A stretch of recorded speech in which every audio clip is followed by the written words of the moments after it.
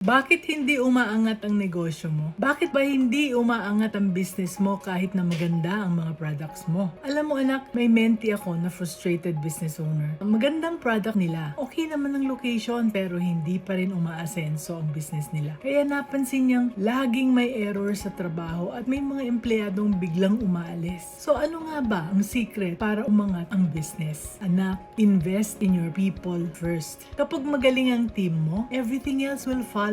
My mentee realized na hindi talaga pala sweldo ang issue. What her team needed was support and direction. Hindi naman kasi obvious sa atin to, di ba? Akala natin kapag binili natin ang pinakabagong equipment o naglagay ng magandang signage, automatic na aangat ang business. Ang lesson is, kapag nag-invest ka sa mga employees mo, hindi lang sila ang lumalago, pati ang business na natin. Nagtitiwala sila sa atin at gagawin nila ang best nila para sa company. So remember anak, kahit gaano kaganda ang product or service mo, ang mga taong magde-deliver nito ang magdadala sa business mo sa success. So, tanungin mo ang sarili mo, paano ko ba ma-develop ang skills ng team ko? Ano ang pwede kong gawin para tulungan silang mag-grow? Let's be business-minded, Pinoy.